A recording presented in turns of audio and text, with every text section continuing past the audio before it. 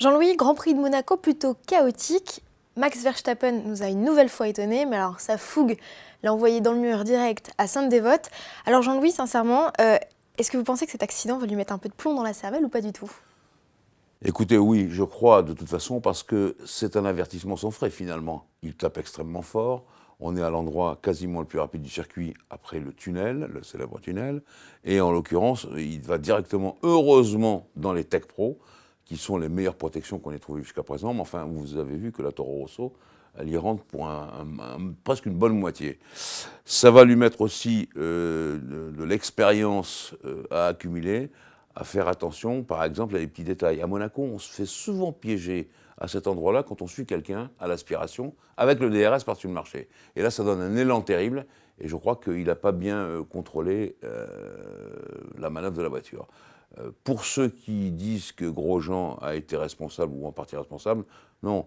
Quand il y a un accident aussi grave, car c'est un accident grave, la FIA demande la télémesure. Et la télémesure, elle montre bien que Romain Grosjean n'a pas dévié, n'a pas freiné plus tôt, rien du tout. C'est que Max, dans sa fougue, est arrivé trop vite. Auparavant, le jeune Max, il avait montré quand même une assez belle maestria, notamment en se planquant dans l'aspiration de ceux qui lui prenaient la tour, mais comme ça lui permettait de doubler également des concurrents. Moi, j'ai trouvé formidable.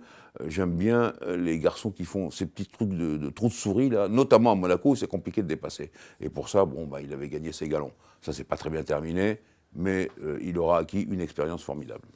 Cet accident, ça a été le tournant de ce Grand Prix de Monaco. Mercedes nous a gratifié d'une bourde. On en avait déjà eu de leur part, mais alors ça là, on peut dire sincèrement que c'est de la palme de permettre à Rosberg de gagner alors qu'Hamilton était jusqu'ici leader. Hamilton a été le plus fort. Des essais jusqu'à la pole position, il avait montré une maestria extraordinaire. Moi, je dis dans mon papier pour Auto Plus qu'il a maltraité Rosberg. Il faut dire les choses comme elles sont. Il était sur son nuage, à la fois dans les réglages, le contrat signé avec Mercedes, tout ça roulait impeccable. Et en course, il était dans le même tonneau. Il roulait nettement au-dessus des autres, sans faire une erreur. Et puis est arrivé ce 64e tour, enfin entre le 63e et le 64e, où il a fallu prendre une décision. Alors, il dit, Hamilton, que ses pneus avant sont en état assez moyen. Effectivement, depuis la mi-course, il ne les a pas changés, c'est vrai. Il y a une VSC, une Virtual Safety Car. Et donc, la VSC, c'est des feux jaunes, c'est des drapeaux jaunes et des feux jaunes. On respecte un rythme au-dessous de ce qu'on a l'habitude de rouler, et surtout on respecte l'écart entre les voitures. C'est la règle. Et puis la FIA et les délégués voient que l'accident quand même est assez grave, il faut dégager la voiture, ça va prendre du temps, on envoie une vraie voiture de sécurité. Et c'est dans cet espace-temps assez réduit, de moins d'une minute, que toutes les décisions ont été prises. Hamilton, qui pense que ses pneus sont un peu en capilotade, Mercedes, qui dit bah oui, on a du temps pour les changer. L'un arrêt, c'est globalement 24 secondes et demie. Et là, il a plus de 25 secondes d'avance. Et donc, tout se fait dans cet espace-temps extrêmement court.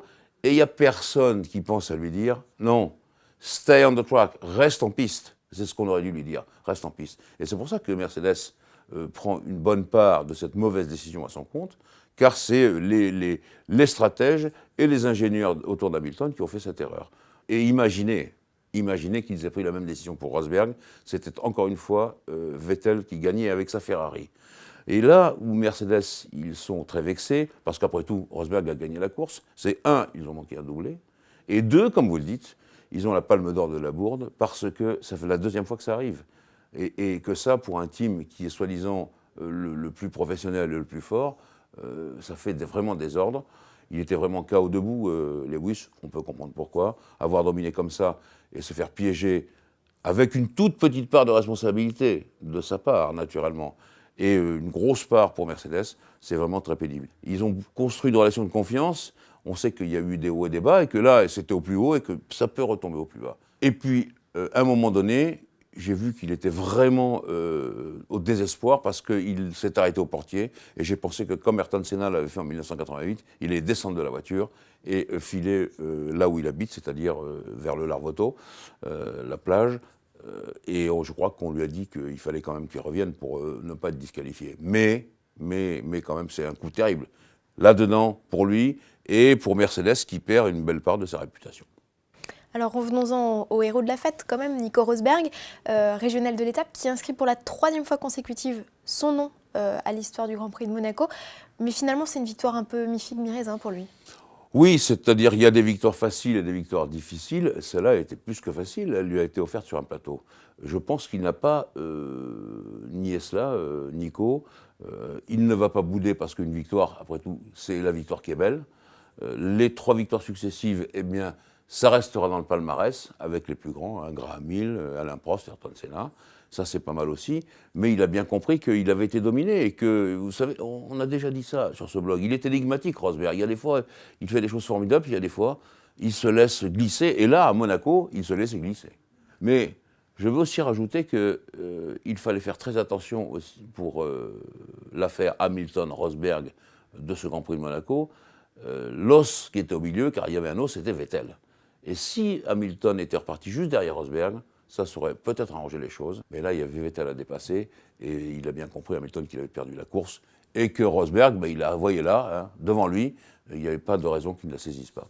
La bonne affaire, donc, c'est pour Sébastien Vettel, qui empoche une 2e place, pleine d'émotions finalement. Oui, parce que Ferrari à Monaco, c'est toute une histoire. Même si les Mercedes avaient dominé les qualifications et les essais, et il s'en est fallu d'un cheveu, donc on vient de le dire, pour qu'il emporte la victoire. Mais de toute façon, ils étaient extrêmement satisfaits chez Ferrari d'avoir brillé à ce niveau à Monaco. Jean-Louis, une McLaren Honda dans les points, ça y est, on y est arrivé. C'est un peu comme Marussia l'an passé avec Jules Bianchi. Monaco, c'est un peu le nouvel Eldorado des petites équipes, entre guillemets. Oui, des petites équipes, entre guillemets, parce que Marussia, je pense qu'avec l'exploit de Jules Bianchi à Monaco, c'était 2 points et probablement les seuls 2 points de la saison.